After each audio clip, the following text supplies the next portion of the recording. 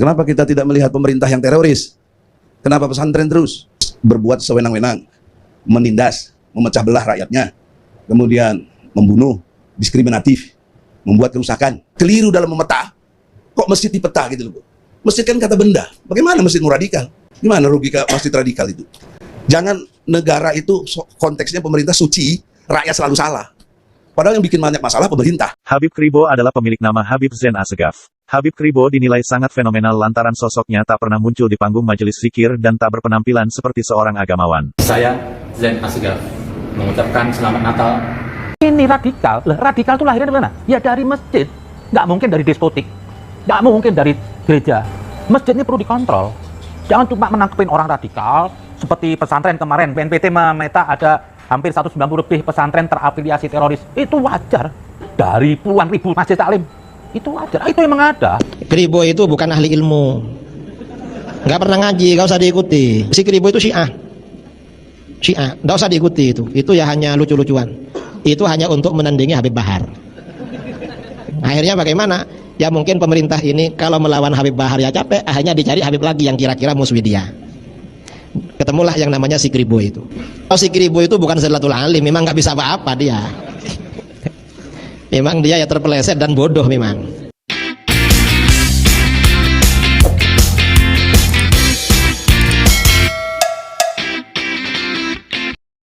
Assalamualaikum warahmatullahi wabarakatuh. Halo para sobat semuanya. Semoga dalam keadaan sehat walafiat, lahir batin, sehat jiwa, sehat akal pikiran dan waras.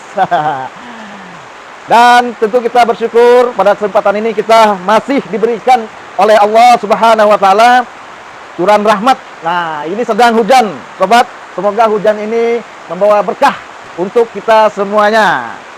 Dan puji syukur kita tentunya kepada Allah atas semua rahmat anugerah yang diberikan kepada kita, baik itu nikmat kesehatan, yang paling penting adalah nikmat iman yang ada di dada kita semuanya.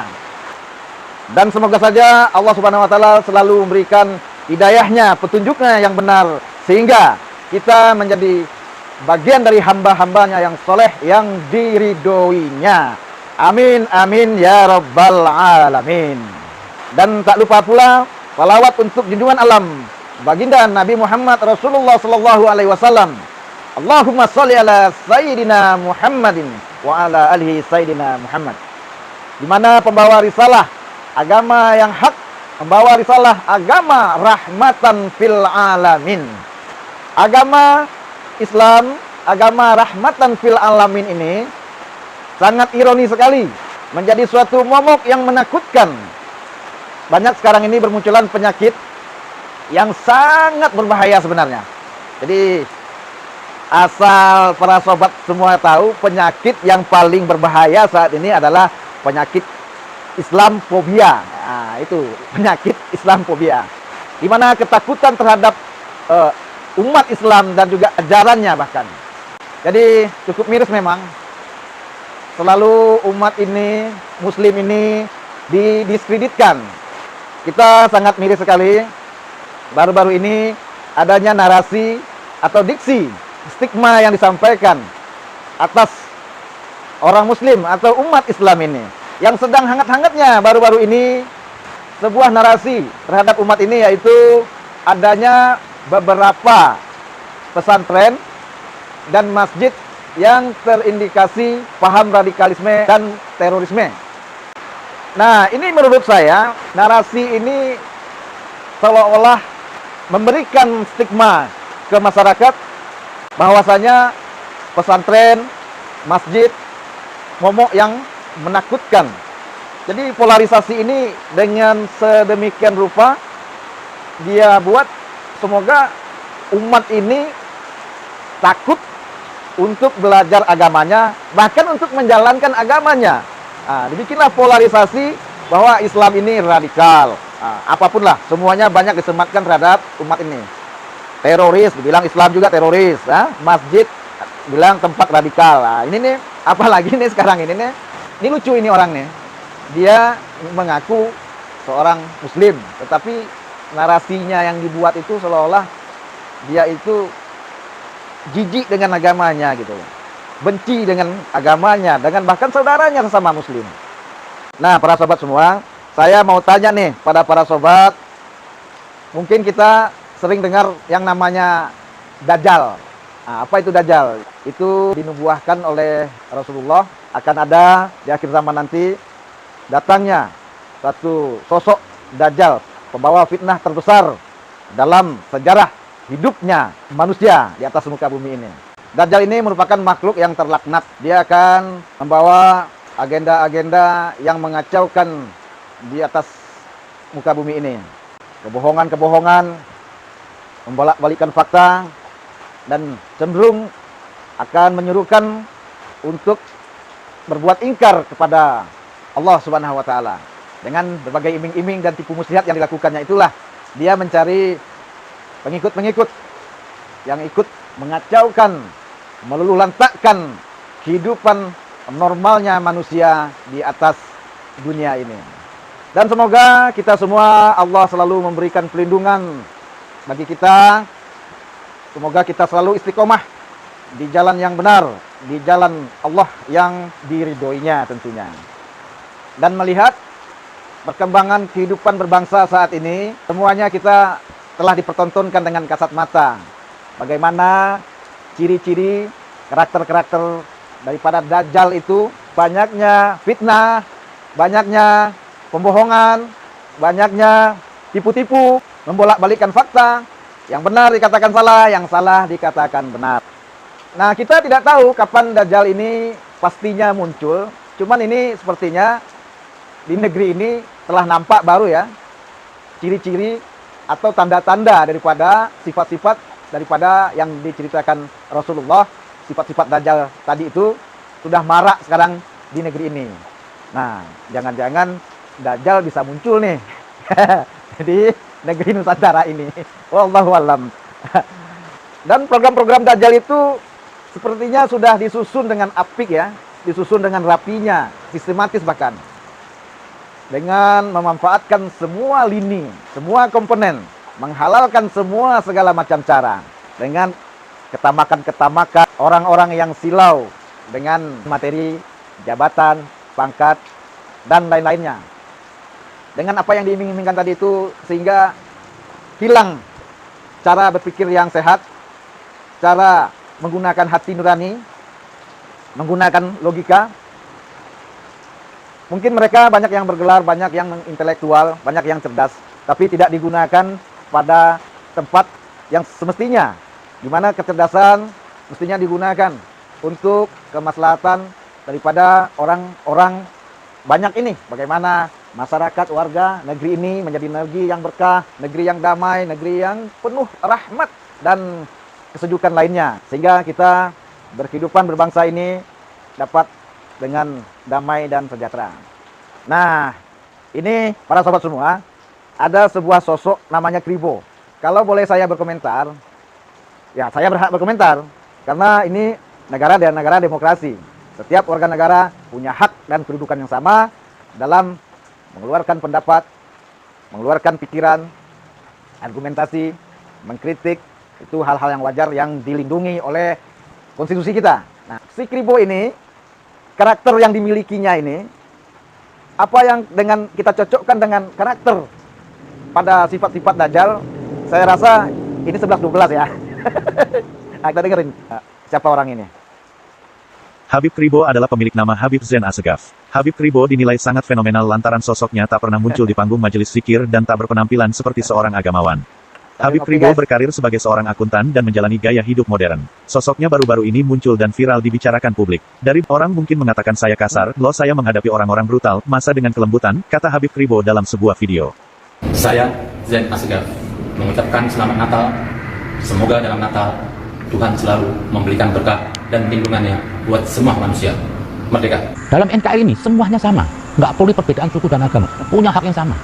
Baru urusan kilometer 50 sama si Mohdor dari gunung, diterima di MPR, di DPR.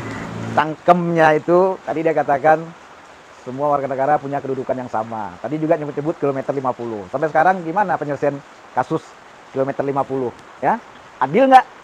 Hah? Nah, berikut video yang berikutnya ini nih, apa yang narasi yang dibuatnya ini nih.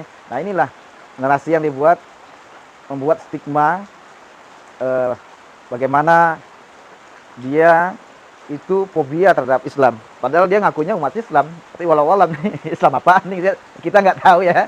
Aku nggak tahu nih dia nih guys. Kita dengerin ya. Perlu kejujuran orang tuh dalam bicara kebenaran. Hilangkan kepentingan-kepentingan politik atau apapun yang berkaitan dengan agama. Perlu kebersihan hati. Kalau sudah terkontaminasi politik, kekuasaan, akhirnya apa? Nggak objektif, nggak adil. Ada sesuatu kebusukan ditutupin. Justru juga ada kebenaran ditutupin. Jadi tergantung Kita selera stop dia. dulu.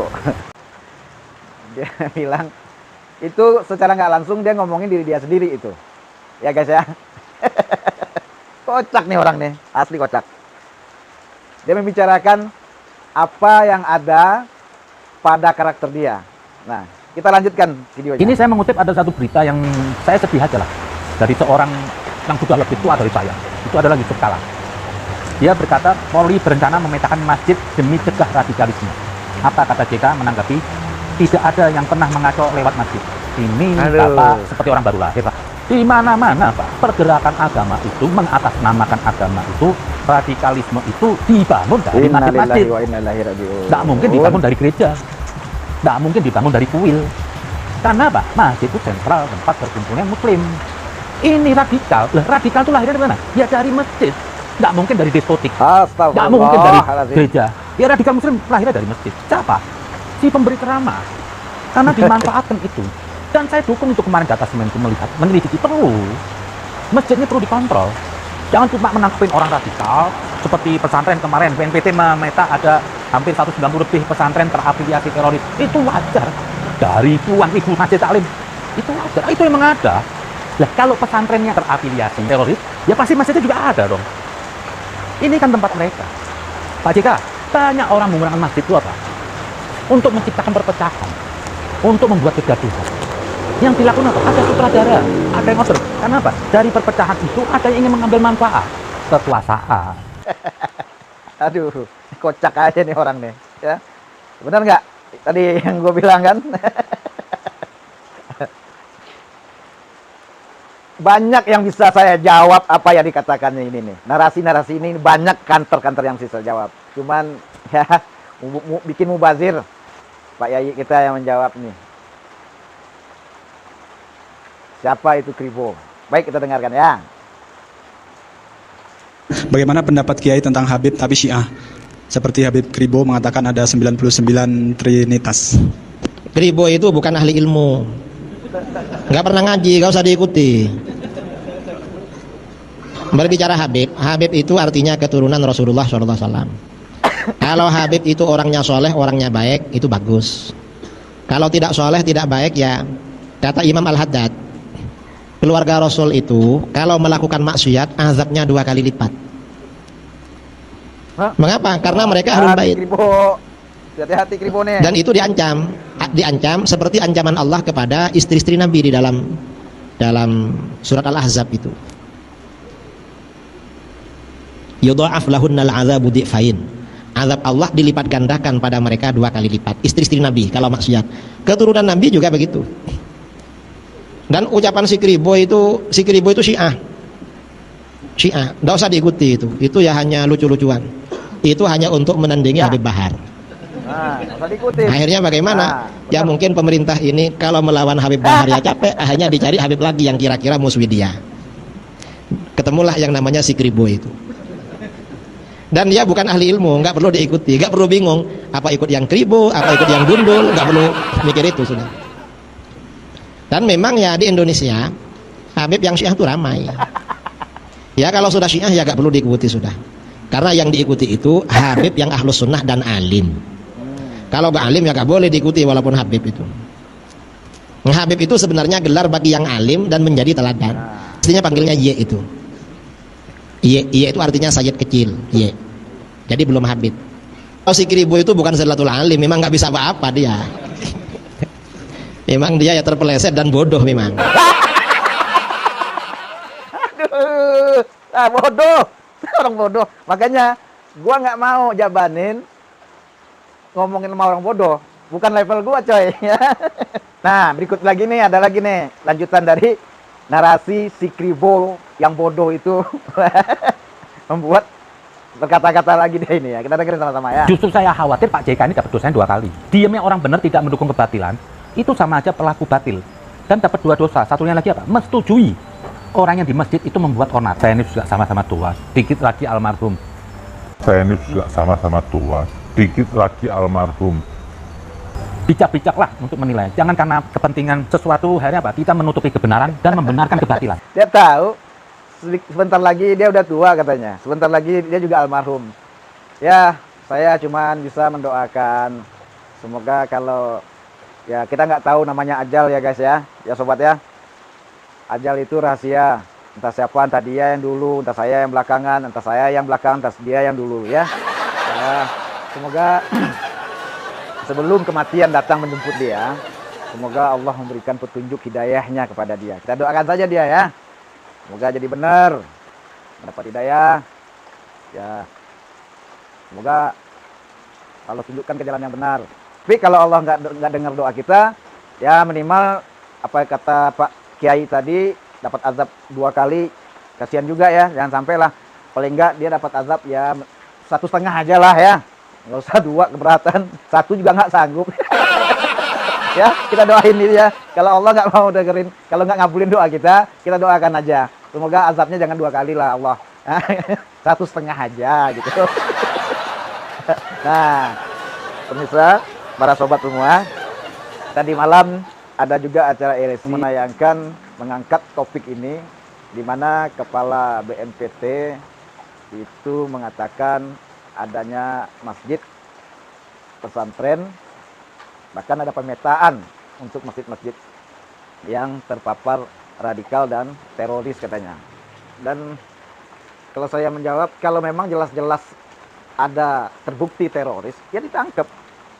Ya mestinya begitu, tidak diumbar. Ini malah diumbar ke muka umum, sehingga membuat gaduh dan mencederai hati daripada umat Islam secara keseluruhan. Kalau memang adanya teroris itu ya ditangkap. Karena kita, siapapun terorisnya, kita tidak akan mentolerir perbuatan teroris di atas muka bumi ini, bahkan di negeri ini. Kita tidak akan mentolerir terorisme. Nah, tapi kenapa selalu disematkan terhadap umat ini? Nah, wallahu alam. Nah, inilah makanya saya mengatakan salah satu penyakit yang berbahaya itu Islamfobia. Ya, jadi membuat narasi seorang takut untuk belajar agamanya, menjalankan ibadahnya. Nah, ini kemarin di LC, nah pada acara LC itu saya salut ini apa yang disampaikan oleh Bang Egy Sujana ya, seorang advokat intelektual yang semoga selalu Allah jaga, Allah lindungi, dan Allah berikan istiqomah untuk membela kebenaran. Nah, baik, kita dengarkan apa yang telah dituduhkan atau narasi-narasi yang telah dibuat, kemudian dikomentari oleh Bang Egy. Nah, kita dengarkan ya, para sobat semua.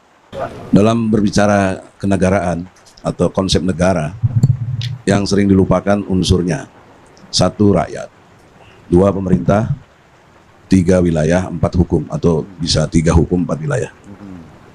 Bicara konsep negara, langsung bicaranya lebih kepada pemerintah. Sepertinya rakyat tidak dianggap dalam bagian negara.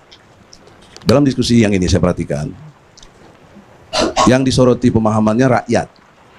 Pesantren itu kan kegiatan rakyat. Masjid juga, memeta masjid itu kegiatan rakyat. Dikaitkan dengan istilah terorisme. 11 tahun lalu saya bikin buku terorisme negara. Jadi yang melakukan terorisme itu negara. Waktu itu saya belum mampu membedakan negara dalam 4 elemen. Dari perkembangan ilmu, saya bisa membedakan dengan unsur-unsur yang jelas. Nah, kenapa kita tidak melihat pemerintah yang teroris? Kenapa pesantren terus? Kenapa rakyat yang menjadi objek terlalu menjadi hal-hal yang sifatnya menyudutkan sebagai teroris? Karena bicara konsep ini lebih dekat kepada apa yang terjadi secara faktual maupun normatif dalam perspektif Al-Quran. Surat Al-Qasas ayat 4 dan ayat 39 ada 7 item tentang terorisme itu.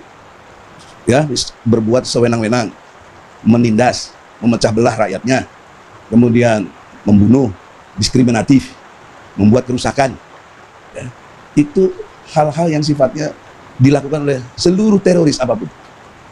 Terakhirnya sombong, arogan. Fir'aun dan bala tentaranya sombong. Nah, itu saya tidak ngarang, ya. Saya tidak provokasi, tapi saya melihat Quran dan melihat fakta. Kenapa dibebankan ke rakyat terus? Kenapa pemerintah tidak? Kan dia bagian dari negara. Oleh karena itulah pikiran saya, bagaimana kita ini rakyat yang banyak ini, yang punya jargonnya kedaulatan rakyat, dalam perspektif ini kita kedepankan intelektual, ya. Kalau saya berbeda dengan pikiran-pikiran kalian tadi yang semuanya normatif itu, ya jangan disalahin saya dong. Ini kan berpikir. Kemampuan saya membedakan yang beda dan menyamakan yang sama. Nah, saya melihat seperti itu. Jadi oleh karena itu, tidak mengurangi hormat dengan siapapun, terutama pemerintah kita ini. Buatlah program justru bagaimana mencerdaskan kehidupan bangsa. Itu tugas pokok presiden dari 4 yang ada. Bukan malah rakyat ditakut-takuti, rakyat dipojokkan seperti ini, dan lain sebagainya. Dan diskusi kita tidak menyambung kepada kebutuhan rakyat. Rakyat itu PCR sekarang, divaksin, dipaksa, Menteri Kesehatan nggak berani buka data. Mestinya itu yang kita bicarakan. Kita keliru dalam memeta. Kok masjid dipeta gitu loh. Masjid kan kata benda. Bagaimana masjidmu radikal? Gimana logika masjid radikal itu? Nah, oleh karena itu, hal-hal yang sifatnya untuk kita membangun bangsa kita ini, lagu Indonesia Raya juga memulai dengan bangunlah jiwanya. Ya, mari kita bangun jiwanya dulu. Jangan langsung badannya, gitu. Jangan negara itu konteksnya pemerintah suci, rakyat selalu salah. Padahal yang bikin banyak masalah pemerintah. Saya kira begitu. Aduh, bagus sekali statementnya Bang Egy itu, ya. Jadi sebenarnya kita itu harus imbang, ya. Bagaimana kalau kita bicara, kata Bang Egy tadi, negara ini ada 4 unsur. Kalau kita bicara negara, adanya masyarakat, warga, kemudian pemerintah, kemudian wilayah dan hukum. Nah, semua unsur-unsur ini kalau saling sinergi semuanya, pemerintahnya adil, rakyatnya disejahterakan, ya kan? Kemudian pemerintahnya bisa membuat suasana kesejukan, kedamaian, ya kan? Yang pro rakyat, yang pro kebenaran. Nah, saya rasa akan nyaman kita hidup bernegara ini. Cuman kan, walau alam, kita semua udah tahu bagaimana kelakuan orang-orang yang sedang berkuasa di sana, ya. Ya, dari saya cuma gitu aja. Kita hanya berdoa semoga carut marut dalam bernegara ini cepat bisa selesai, cepat bisa Indonesia ini kembali bangkit, bersatu, berdaulat. Kemudian rakyatnya sejahtera. Sungguh sangat miris kekayaan alam negara ini berlimpah ruah. Kalau itu dikelola dengan sebaik-baiknya, saya rasa rakyat Indonesia ini akan sejahtera. Cuman ada keserakahan di sana, kerakusan, ya, mementingkan kelompok, mementingkan diri sendiri, tidak peduli dengan yang lainnya, yang orang rakyat yang susah. Maka ini kita sangat khawatir sekali sebagai masyarakat tentunya. Oke, terima kasih atas perhatian daripada para sobat semuanya. Jangan lupa untuk selalu ikuti channel ini, karena di channel ini kita akan memberikan serba-serbi informasi, inspirasi, mencerahkan, menghibur, dan mewaraskan tentunya. Sampai jumpa lagi di lain kesempatan. Semoga saja kita semua dapat hidup damai dalam berbangsa, bernegara, negeri ini. Demikian. Terima kasih. Wassalamualaikum warahmatullahi wabarakatuh. Ciao.